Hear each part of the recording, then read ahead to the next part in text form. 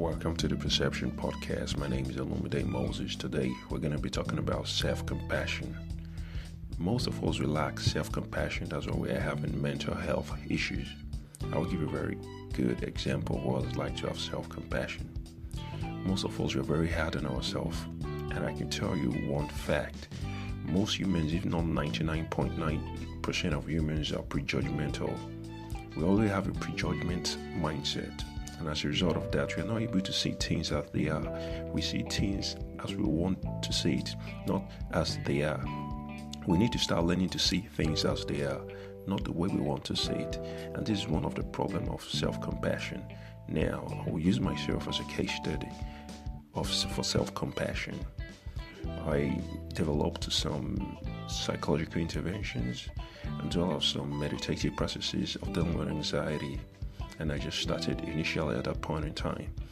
Now, I was to go to the bank to deposit some money. So, in the process of filling the teller, I started hyperventilating. Now, in the process of hyperventilating, I started judging my anxiety. I never saw it for what it was. I started interpreting it, I started identifying with it, and I started seeing it to be a form of stress to me, rather than for me to see it for what it was, as a sort of emotions, and I have to let it be, let it come the way it should come. But I had a prejudgment mindset.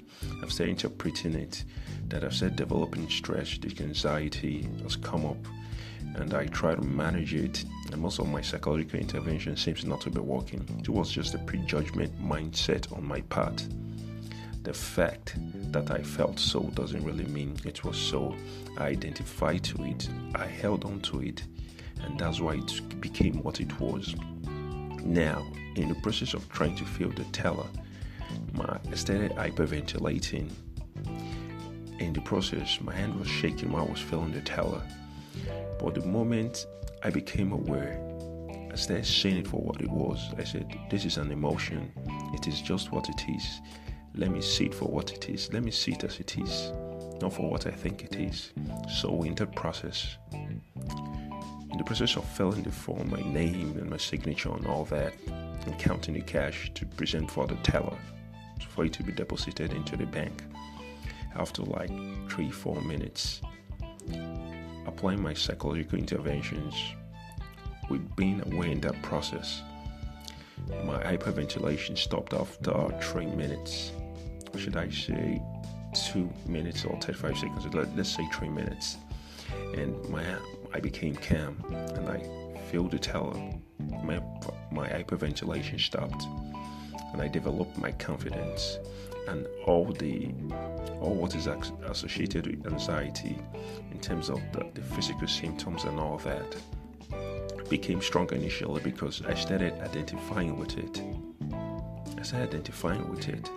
And that's why I became stronger. I never saw it for what it is, as an emotion. It's just what it is. It's not more than that. Yes, I have anxiety. It's not the end of the world. It's just normal to have such anxiety. Even though with the physical symptoms, I'm not the only one. I have anxiety, big deal. The issue is, how do I deal with it? After depositing the money into the bank, and I walked out of the bank, as I entered the bus, I committed, and I alighted at the next bus stop that was opposite my street that leads to my house. Before getting home, I started feeling very guilty. I started being very hard on myself, and I was like saying, after all the psychological intervention and meditative processes, how come I'm still feeling this way? I felt very bad. I felt as if all what I've been working on to try to manage my anxiety was not working. And as a result of this, it was just a failed process. I was so hard on myself, and made me to develop some form of mood swings. I was so bitter that day. Throughout that day, I was not myself. Why was I feeling so? It's because I lacked self-compassion. I was pre-judgmental in the process of feeling the anxiety. I never saw it for what it was. I saw it for what I wanted to see it as, and that's why it was interpreted that way. I gave into my feelings, and my feeling interpreted it the way exactly I wanted to see it. That was a lack of self-compassion.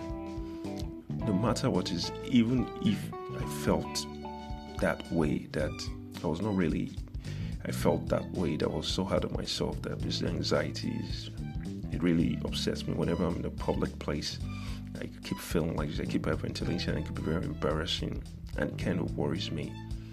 Even that was the case, because I lack what they call self-compassion. Fine, if I had self-compassion, I would have said, fine, this was the case. I'm not the first, I'll not be the last. It's one of those things that happen to people. And when you have anxiety, all these things are normal. So the moment we begin to understand what is self-compassion, we begin not to be too hard on ourselves, especially when we think things will work according to the way we plan, and it doesn't work that way. I begin to feel so bad about it. We begin to feel guilt. We begin to feel shame. The reason why you feel guilt and feel shame is a result of lack of self-compassion. We need to start having self-compassion. We need not to be hard on ourselves. No matter what it is, it's okay. It's not the end of the world. We can still improve. We can still be better. Failure is not the end of life. Failure is an ability to learn. Failure is having a growth mindset. It's seeing things for what they are and what we've learned from it and what we can take from it and how do we improve. This is what self-compassion is all about. What I've been talking about is self-compassion. The moment we begin to have self-compassion, combined with self-regulation and self-awareness, we are able to see things differently. We're able to have better clarity on how we manage our mental health. So self-compassion is all about being not too hard on yourself, so that you don't develop the emotion of guilt and shame when it has not gotten to that level. Even as it is, you're getting better, you're improving. It's little by little. You have to develop some form of self-compassion for yourself and not be too hard on yourself. So the emotion of guilt and shame does not take over and affect your mental health. So self-compassion is something we need to start learning to develop. And that's why people who have a fixed mindset lack self-compassion, because they don't have a growth mindset. Self-compassion is all about not being too hard on yourself. Accepting failure, accepting whatever it is you're going through, and knowing you're improving and getting better by doing your best. And by that process, things will begin to improve. I hope from this experience I've shared, and from my own experience of what I've come to know about self-compassion, you too can learn to start improving your self-compassion with your self-awareness and also with your self-regulation. I hope you enjoyed this podcast. Remain blessed. I love you all.